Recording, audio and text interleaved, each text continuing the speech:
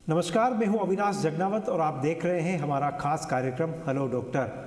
और आज के कार्यक्रम में हमारे मेहमान हैं Pacific medical college and hospital के professor medicine doctor Virendra Kumar Goyal. Doctor साहब, स्वागत है आपका। धन्यवाद। धन्यवाद डॉक्टर साहब, आपसे मैं बात करना चाहूँगा कि जो लाइफ स्टाइल बदली है, एक आम चलन हो गया कि उच्च रक्तचाप, ब्लड प्रेशर की बीमारी कॉमन हो गई। पहले आमतौर पे बड़े उम्र में ये बीमारी देखी जाती थी। क्या कारण है कि अब कम उम्र में ये बीमारी हो रही है?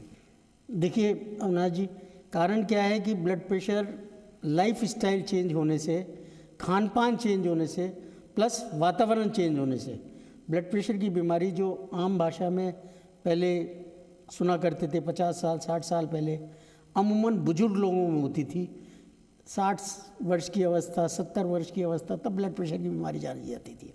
आजकल stress generated disease like hypertension, diabetes young age में बहुत ज़्यादा कॉमन हो गए हैं, क्योंकि लाइफ में स्ट्रगल बढ़ गया है हर तरीके का। और एक अपना मेन है खान पान। We are going towards more on the western diet. हमारे खाने में अपन रूटीन में देखें, बच्चे लोग क्या खाते हैं, अपने घरों में क्या खाते हैं, नमक का अपन लोग ध्यान नहीं रखते हैं, फास्ट फूड का ज़्यादा सेवन बढ़ गया है, इस तरह से। तो ये ब्लड प्रेशर की जो बीमारी है, क्या ये केवल एक बीमारी है या ये शरीर के दूसरे अंगों पर भी इसका प्रभाव पड़ता है? और अगर समय पे इसका ट्रीटमेंट नहीं हो तो क्या ये घातक और जानलेवा बीमारी बन सकती है क्या? बहुत अच्छा प्रश्न है। ब्लड प्रेशर शरीर के तकरीबन हर वाइटल ऑर्गन शरीर के होते हैं, ब्रेन, आँखें, किडनीज, हृदय और लंग्स। ब्लड प्रेशर की बीमारी अगर लंबे समय तक बिना इलाज के चले तो शरीर का हर अंग इससे प्रभावित होता है। ब्रेन में देखिए डिमेंशिया डेवलप होता है, आइज़ में देखिए विजन लॉस हो जाता है, लंग्स में देखिए फेफड़े में पानी भरना है, जिसको पल्मोनरी एडिमा बोलते हैं, जो घातक है, वो हो जाता है। हार्ट में हार्ट फेलियर, हार्ट अटैक ये हो जाते हैं। किडनी में किडनी फेलियर हो जाता है। तो तकरीबन बॉडी का हर वाइटल ऑर्गन जो जीवंत रहने के लिए ज़रूरी है, वो ब्लड प्रेशर से प्रभावित होता है।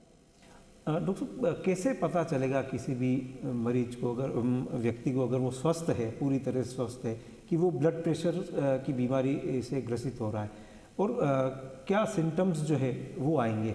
देखिए, ब्लड प्रेशर के सिम्टम्स यूजुअली बहुत ज़्यादा डायरेक्ट ब्लड प्रेशर शुरू होने से घातक नहीं होते हैं। यूजुअली हल्का सिर दर्द, लाइट हेडेडनेस, समटाइम्स फेंट होना, सिर में हल्कापन होना, सर दर्द रहना, पर्टिकुलरली सिर के पीछे वाले हिस्से में, ये ब्लड प्रेशर के इनिशियल लक्षण हैं। ऐसी अवस्था में या रूटीन चेकअप पे अथवा किसी और बीमारी के लिए जांच कराने पे, अथवा प्रेग्नेंट महिला को रूटीन प्रेगनेंसी चेकअप पे अगर ब्लड प्रेशर ज़्यादा पाया जाता है तो हमको उस बारे में ज़्यादा सोचने की आवश्यकता है, और उसका आगे हम डायग्नोसिस करें और प्रॉपर ट्रीटमेंट करें। आपने भी गर्भवती महिलाओं में भी ब्लड प्रेशर की बात कही है, हाई ब्लड प्रेशर की। तो गर्भवती महिला को किस तरह से अपने स्वास्थ्य का ध्यान रखना चाहिए, और क्या अगर उसको ब्लड प्रेशर है तो क्या गर्भस्थ शिशु पर भी उसका कोई प्रभाव पड़ता है? जी हाँ, मैं आपके पहले प्रश्न से शुरू से मैं चालू करूँगा। जिस तरह एक टर्म मेडिकल लिटरेचर में गेस्टेशनल डायबिटीज़, यानी कि गर्भवती महिला में डायबिटीज़ का रोग, ये जाना जाता है। इस तरह एक चीज़ है गेस्टेशनल हाइपरटेंशन, मीन्स प्रेगनेंसी के दौरान ब्लड प्रेशर का बढ़ा होना। ये बहुत खतरनाक रोग है। ये बच्चे पे दुष्प्रभाव डालता है, बच्चे की ग्रोथ को रोकता है, जिसको IUD बोलते हैं, इंट्रा यूटेराइन डेथ, यानी कि गर्भ के अंदर ही बच्चे का मौत होना या बच्चे का पूरा विकसित ना होना। ये सब तो बच्चों को करता है, माँ को भी इसके बहुत ज़्यादा नुकसान है। किडनी फेल हो सकता है, हार्ट फेल हो सकता है, शरीर में सूजन बढ़ सकता है, ब्रेन में डिफेक्ट हो सकता है। एक और महिलाओं में देखा जाता है ब्लड प्रेशर ज़्यादा होने से DIC, यानी कि शरीर में वेसल्स में, खून की धमनियों में जगह जगह क्लॉट बन जाते हैं, और वो क्लॉट शरीर के किसी भी अंग में या ऑर्गन में जाकर वो ब्लॉक करते हैं। तो DIC भी एक इसका बहुत बड़ा कॉम्प्लिकेशन है।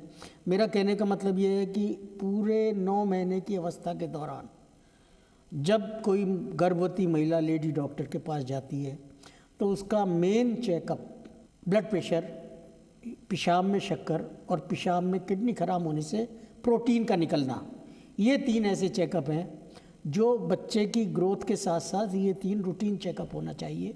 अगर ब्लड प्रेशर गर्भवती महिला में है तो उसको उचित दवाओं द्वारा नमक कम करके, लाइफ स्टाइल चेंज करके उसको कंट्रोल करें, जिससे वो 9 महीने का पीरियड स्मूथली निकल जाए और स्वस्थ बच्चे का जन्म हो। दोस्तों, आपने बताया कि कम उम्र के लोगों में भी ब्लड प्रेशर हो रहा है, तो क्या सावधानियां रखनी चाहिए और क्या उच्च रक्तचाप जो है, क्या उसकी कोई स्थायी उसका उपचार है? देखिए, सावधानी में कम उम्र में यानी कि यंग अवस्था में जो ब्लड प्रेशर है उसका सबसे बड़ा कारण गंदी लाइफ स्टाइल है या चेंज लाइफ स्टाइल है। मैं आपको बताऊं, युवा अवस्था में शराब का प्रचलन, धूम्रपान का प्रचलन, अत्यधिक नमक का सेवन, ज़्यादा जंक फूड, फास्ट फूड खाना, ये सब चीज़ें ऐसी हैं जो ब्लड प्रेशर को जन्म देती हैं। और इनके साथ साथ ही जो एक आज के समाज में बढ़ गया है, दैट इज़ स्ट्रेस, यानी कि तनाव। आप देखिए, तनाव, ब्लड प्रेशर या अन्य नॉन कम्युनिकेबल डिजीज़, जो डिजीज़ किसी इन्फेक्शन से ना हो, डायबिटीज़, ब्लड प्रेशर, ये डिजीज़ तनाव के कारण बहुत इम्पॉर्टेंट फैक्टर है तनाव इनको बढ़ाने में। तो इंसान को अपना तनाव कम करना चाहिए।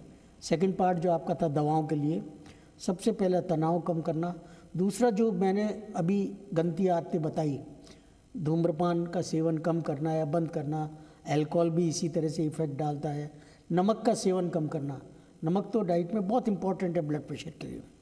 और अपना जंक फूड वगैरह से परहेज़ रखना।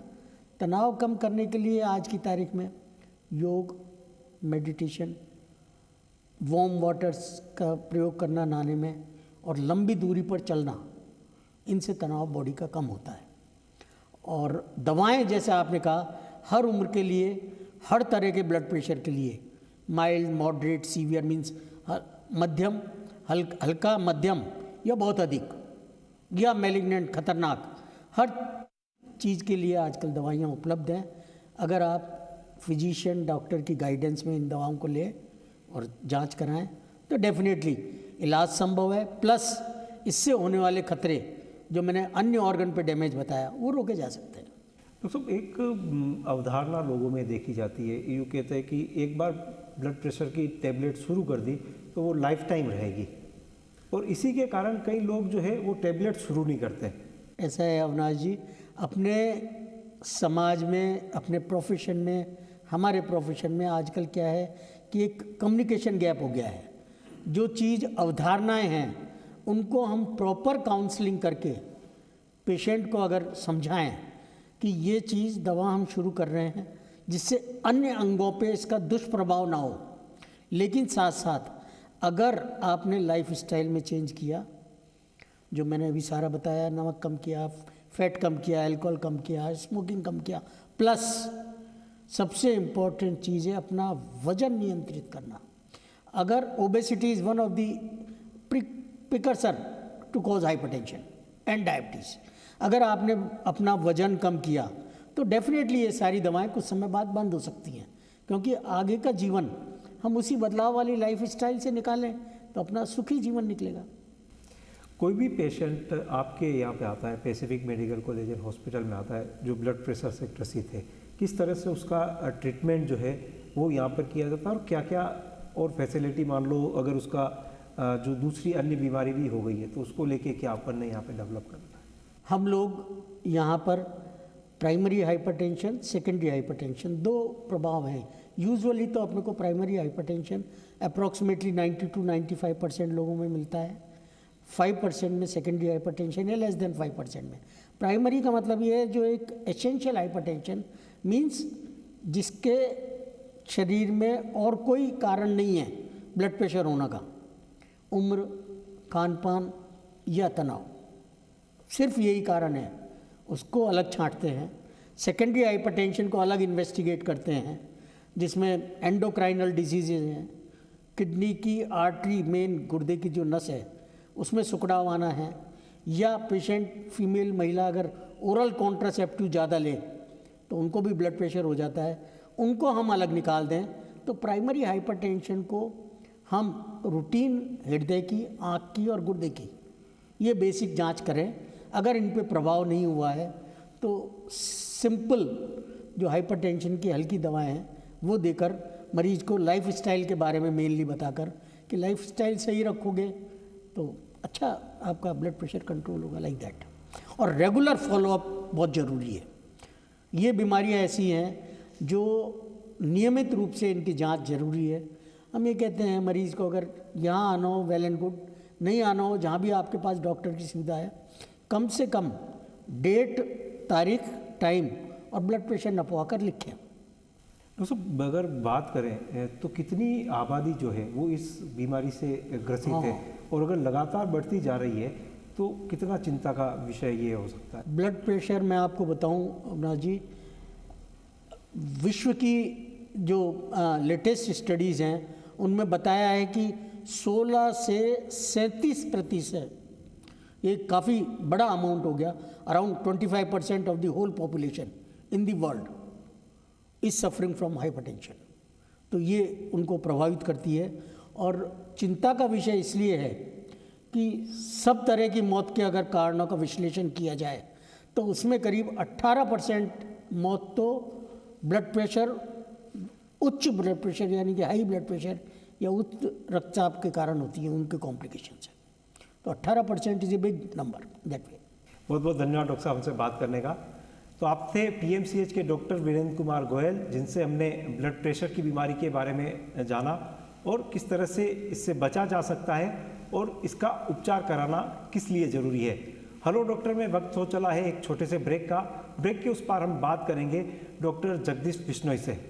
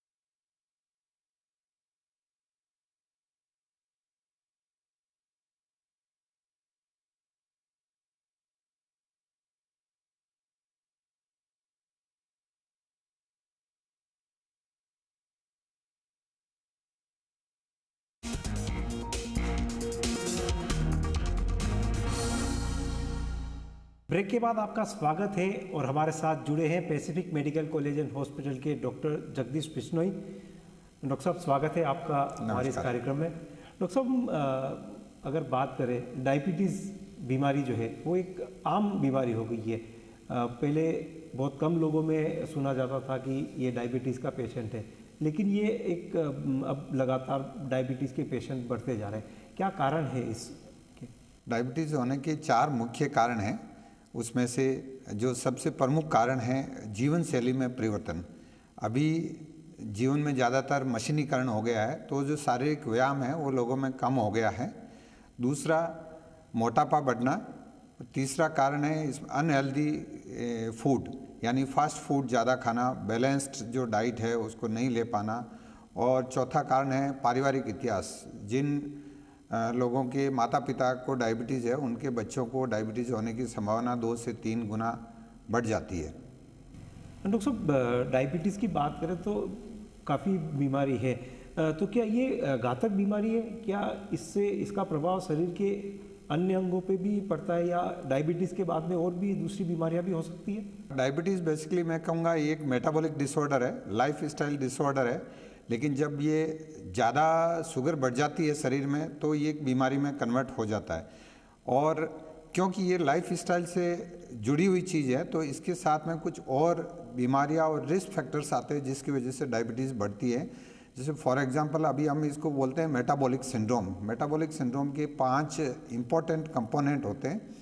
उसमें से एक है ब्लड शुगर, जो फास्टिंग ब्लड शुगर अगर 100 मिलीग्राम % से ज़्यादा है तो एक फैक्टर ये हो गया। दूसरा जो इम्पोर्टेंट है, जिसको बहुत सारे लोग नज़रअंदाज कर रहे हैं, वो है कमर की चौड़ाई या कमर का घेरा, जिसको कि वेस्ट सर्कमफ्रेंस कहते हैं। ये पुरुष के अंदर 90 सेंटीमीटर या 35 इंच से ज़्यादा, और महिला के अंदर 80 सेंटीमीटर या 31 इंच से अगर जिसमें ज़्यादा है तो ये विसरल ओबेसिटी बढ़ाता है, जिससे ब्लड शुगर बढ़ती है। तीसरा है ब्लड प्रेशर, जिसमें ब्लड प्रेशर 130 और 85 के ज़्यादा आ रहा हो तो ये रिस्क बढ़ाता है डायबिटीज़ की।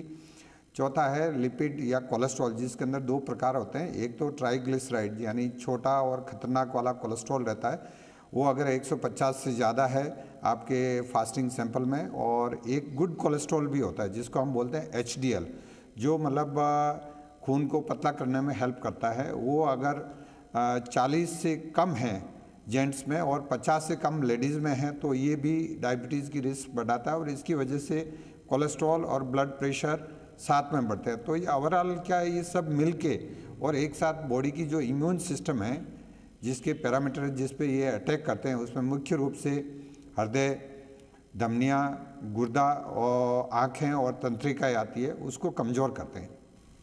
डॉक्टर साहब, कैसे पता चलेगा कि किसी व्यक्ति को कि वो उसको डायबिटीज़ हो गई है? क्योंकि अगर हमारे समाज में कहें तो ऐसा एक चलन नहीं है कि रेगुलर हेल्थ चेकअप कराया जाए, इसको लेके लोग अवेयरनेस नहीं होते। तो कई बार ऐसा होता है कि उसको पता ही नहीं है कि डायबिटीज़ हो गई है, और जब ज़्यादा बीमारी बढ़ती है और उसके बाद डॉक्टर के पास जाते हैं, तो शुरुआती लक्षण क्या रहते हैं? देखो, एक तो जो डायबिटीज़ होती है वो टाइप 1 डायबिटीज़ होती है, जो छोटे बच्चों में पाई जाती है। उसके लक्षण तो बहुत क्लियर कट रहते हैं, जिसको अपन ऑस्मोटिक सिम्टम्स कहते हैं। बच्चों को ज़्यादा प्यास लगना, भूख ज़्यादा लगना, पेशाब ज़्यादा आना और वज़न कम होना। तो वो बुखार आने से या उल्टी होने से किसी वजह से डॉक्टर या अस्पताल में जाता है और उससे इसकी जांच होती है, पता लग जाता है। ये डायबिटीज़ बेसिकली 5% से भी कम लोगों में पाई जाती है। आजकल जो सामान्यतः जब हम डायबिटीज़ की बात करते हैं तो टाइप 2 डायबिटीज़ ही है, इसका मीनिंग यही है। और ये मतलब अभी इतनी ज़्यादा है कि आपको जानकर आश्चर्य होगा कि इंडिया में इस समय करीब जो है 10 करोड़ लोगों को डायबिटीज़ है, और 13 करोड़ वो लोग हैं जो प्री डायबिटीज़ यानी वो डायबिटीज़ होने की कगार पे ऑलरेडी लाइन में लगे हुए हैं। टोटल ऑलमोस्ट 23 करोड़ यानी 8 to 9% ऑफ इंडियन पॉपुलेशन है उसको डायबिटीज़ है। इसके लक्षण जो टाइप 2 में आते हैं, मुख्य रूप से आपको जो है एक तो थकान ज़्यादा लगने लग जाना, दूसरा बार बार कोई इन्फेक्शन होना या पेशाब में इन्फेक्शन होना, अगर कहीं चोट लगी है तो घाव बहुत धीमी गति से भरना, कई बार पाँव में सुन्नपना आ जाना, ये सारे शुरुआती लक्षण रहते हैं। और मैं ये कहूँगा कि 50% लोगों में लक्षण होते भी नहीं हैं। तो रिकमेंडेशन के अनुसार गाइडलाइन में जो भी व्यक्ति 30 वर्ष से ऊपर है उनको एक बार जो है ब्लड शुगर फास्टिंग अवस्था में अपनी चेक जरूर करवानी चाहिए। दोस्तों, क्या डायबिटीज़ का उपचार संभव है? डायबिटीज़ नहीं हो वो आपने बता दिया, और अगर कोई ट्रीटमेंट ले रहा है तो उस दौरान उसको क्या क्या सावधानियां रखनी चाहिए जिससे कि वो जल्दी ठीक हो जाए? डायबिटीज़ में शुगर नियंत्रण के अपने लक्ष्य होते हैं, जिसके अनुसार अपन पहले तो कुछ टेबलेट्स आती है जिसको ओरल एंटी डायबिटिक एजेंट बोलते हैं, वो दिया जाता है इलाज के रूप में, और दूसरा इंसुलिन अगर इससे कंट्रोल नहीं हो तो। लेकिन ये क्या है, ये सी कैटेगरी में आता है। मतलब मेरे कहने का मतलब ये है कि जब भी मेरे पास कोई डायबिटीज़ का मरीज़ आता है या जिसकी शुगर ज़्यादा है, उसको मैं ऐसे ए, बी और सी चीज़ें बना के देता हूँ, जिसमें ए और बी वो मुख्य रोल है और वो मरीज़ के हाथ में ज़्यादा है। सी है वो डॉक्टर लिख के देता है, मरीज़ उसको लेता है, उसमें ज़्यादा मेहनत करने की ज़रूरत नहीं है। ए का मतलब है आपकी जो जीवन शैली में जो खान पान है उसमें संतुलित आहार लेना है ना। आहार में क्या चीज़ उचित मात्रा में खानी है, क्या कम करनी है, क्या बिल्कुल कम करनी है, क्या बढ़ानी है। भारत के अंदर जो हम लोग अभी जो खा रहे हैं उसमें कार्बोहाइड्रेट ज़्यादा लेते हैं, तो बैलेंस डाइट के रूप में हमने एक कंसेप्ट निकाला है जो अपने यहाँ की यूएसपी है, Pacific medical college and hospital की, कि भाई आप रंगीन थाली या हेल्दी प्लेट का कंसेप्ट अपनाइए। उसका 50% भाग है वो आपका हरा होना चाहिए, जिसके अंदर हरी सलाद, हरी सब्जी और फल। पीछे जो 50% भाग बचा है उसको दो भागों में डिवाइड कीजिए। उसके आधे भाग में यानी ओवरऑल थाली के 25% भाग में आप अन्न से बनी हुई चीज़ें, अनाज, जिसके अंदर जैसे चपाती होगी, गेहूं की होगी, बाजरा हो गया, मिलेट्स हो गया, जवार, जो ये सब चीज़ हो सकती है। और दूसरा जो 25% बचा है उसके अंदर प्रोटीन जो मुख्य रूप से आपको वेजिटेबल से प्रोटीन मिलते हैं, वो डायबिटीज़ के मरीज़ के लिए ज़्यादा फायदेमंद है, क्योंकि उसमें फाइबर भी होता है, मिनरल्स भी होता है, जैसे दाल है, राजमा है, चना है, मूंग है, और कभी कभार डेयरी प्रोडक्ट्स जैसे पनीर है, ये ले सकते हैं आप। तो ये तो इसका ए भाग हुआ जिसमें बचाव के लिए इसका बहुत महत्व है। तो वजन के अनुसार जो कैलोरी इनटेक हो वो प्रॉपर डिवाइड हो, उसमें आपका कार्बोहाइड्रेट 50 से 55% हो गया, प्रोटीन की रफली मात्रा 15 से 20%, और जो फैट की मात्रा है वो 25% से कम हो। तो बी भाग में व्यायाम आता है, और प्रभावी व्यायाम जो वो है जो 40 से 45 मिनट प्रतिदिन करो। व्यायाम करते समय व्यक्ति को धड़कन बढ़ रही हो ऐसा महसूस हो, पसीना आ रहा हो, सांस फूल रही हो, तभी वो प्रभावी व्यायाम है। अब एक बंदा आता है मेरे पास कि साहब मैं आज सुबह से जो है 2 घंटे घुमा हूँ, और पूछा भाई 2 घंटे में कितना घूमेंगे? साहब 1.5 किलोमीटर चलाऊँ, तो प्रभावी व्यायाम नहीं है। आप समझ रहे हैं इस बात को कि शरीर की कोशिकाओं पे उसका एक्शन हो। तो ये एरोबिक एक्सरसाइज है जिसमें बेस्ट है जॉगिंग, साइकिलिंग, स्विमिंग और स्पोर्ट्स एक्टिविटी, आउटडोर कोई भी स्पोर्ट्स एक्टिविटी हो वो करें। वजन उठाने वाली जो एक्सरसाइज है उसको धीरे धीरे इंक्लूड करें, एक साथ नहीं इंक्लूड करें। और फिर आता है सी भाग, जिसके अंदर जो है डॉक्टर की सलाह के अनुसार नियमित दवाएं लें, और जब आपको वापस बुलाए जाएं उसमें नियमित जाएं। बहुत सारे मरीज़ रहते हैं जो 3-4 साल बाद लौट के आते हैं कि साहब आपने 4 साल पहले दवाई लिखी थी, मैं तो वही खाया जा रहा था। वो दवाई अपनी जगह काम करती है, लेकिन शरीर का जो मेटाबॉलिज्म है वो उन 4 सालों में उसकी गति और उसका ओवरऑल जो वातावरण है वो बिगड़ जाता है। इसलिए हो सकता है कि उसको दवाई की मात्रा कम ज़्यादा या बदली करने की भी ज़रूरत रहती है। इस बात को ध्यान रखना चाहिए। दोस्तों, आपने कहा था बात के दौरान कि पति पत्नी से बच्चों में भी होने का ये डायबिटीज़ होने का संभावना रहती है, तो ये कितनी संभावनाएं होती है? और अगर कोई गर्भ में बच्चा है और डायबिटिक पेशेंट है महिला, तो उसको किस चीज़ों की सावधानी रखनी चाहिए? देखो, गर्भ में अगर बच्चा है और डायबिटीज़ महिला है तो इसको अपन बोलते हैं जीडीएम, गैस्ट्रेशनल डायबिटीज़। उसकी शुगर कंट्रोल करना और नियमित लेना इलाज बहुत ज़रूरी है, क्योंकि क्या होता है कि जब महिला गर्भवती है और उसके ब्लड में शुगर ज़्यादा है तो उसका असर बच्चे पे पड़ता है, और जब बच्चा पैदा होता है तो उसमें उसका वज़न ज़्यादा होगा और उसको डिलीवरी के बाद में हाइपोक्सिया यानी ऑक्सीजन की कमी के चांसेस भी रहते हैं। तो एक तो बात होगी कि ड्यूरिंग गर्भावस्था उसका नियंत्रण हो। फिर ये जो गैस्ट्रेशनल डायबिटीज़ है कुछ लोगों में आगे जाके टाइप 2 में कन्वर्ट हो जाती है, तो उसके डिलीवरी के 6 सप्ताह बाद और फिर 3 महीने बाद में उसकी शुगर की जांच करनी चाहिए। अगर ज़्यादा आती है तो जो नियमित इलाज है वो लेना चाहिए। दूसरी बात है कि क्या पारिवारिक इतिहास यानी मम्मी पापा को है तो होने वाले बच्चों में भी ये ज़्यादा होने की संभावना है, तो इसका उत्तर हाँ है। 2 से 3 गुना मतलब इसमें संभावना बढ़ जाती है। और नॉर्मली जिस एज पे डायबिटीज़ होती है टाइप 2, ज़्यादातर लोगों में इंडिया में अभी देखा गया कि 30 साल के बाद में या 40 के बाद में संभावना ऐसे बढ़ती जाती है। तो इन बच्चों में 5 साल आप पहले ले लीजिए कि वो संभावना ज़्यादा भी होगी, और कब आएगी आपको डायबिटीज़ उसकी संभावना भी जल्दी होती है। मतलब डायबिटीज़ के उपचार के दौरान अगर शुगर कम हो गई है, कैसे पता चलेगा कि कम हो गई, और वो उसको किस तरह से ये बहुत ही इम्पोर्टेंट क्वेश्चन है। और हम हर मरीज़ को जब शुगर की दवाई देते हैं कि ये आपके डायबिटीज़ कंट्रोल होने की दवाई है, तब साथ में ये भी बताते हैं कि ये शुगर कम होना है, यानी जिसको हाइपोग्लाइसीमिया कहते हैं, उसके क्या लक्षण हो सकते हैं।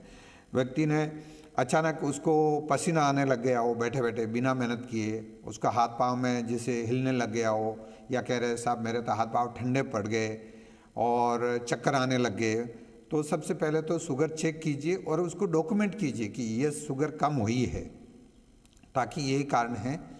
और एकदम कम हो जाती है तो कई बार बेहोश भी हो जाता है, बेहोश होने से मिर्गी या फिट्स भी आ जाते हैं। तो अगर शुगर कम होती है, फॉर एग्जांपल आपने चेक किया 40 मिलीग्राम% ही आ गई आपके ग्लूकोमीटर में, सो बेस्ट सॉल्यूशन है उस समय आपको 2 चम्मच शक्कर या 1 गुड़ की डेली खानी है। उससे क्या है आपका शुगर इमीडिएटली वापस नॉर्मल रेंज में आ जाता है करके। बहुत बहुत धन्यवाद डॉक्टर साहब हमसे बात करने के लिए। तो आप थे Pacific medical college and hospital के डॉक्टर जगदीश बिश्नोई, जिन्होंने डायबिटीज़ की बीमारी के बारे में जानकारी दी, किस तरह से इस भयानक बीमारी से बचा जा सकता है और कितना ज़रूरी है इस बीमारी का समय पर इलाज लेना। साथ ही साथ अगर आप वर्कआउट कर रहे हैं, उस वर्कआउट का आपकी बॉडी के ऊपर प्रभाव होना चाहिए, ना ही केवल नाम मात्र का वर्कआउट हो। इन तमाम चीज़ों का ध्यान रखकर आप डायबिटीज़ जैसी बीमारी से बच सकते हैं, उसका उपचार ले सकते हैं। जुड़े रहिएगा हेलो डॉक्टर के हमारे इस कार्यक्रम से, और आगे भी हम आप तक ऐसे ही चिकित्सक से बात करके पहुंचाएंगे कैसे अपने आप को स्वस्थ रखा जा सकता है। नमस्कार।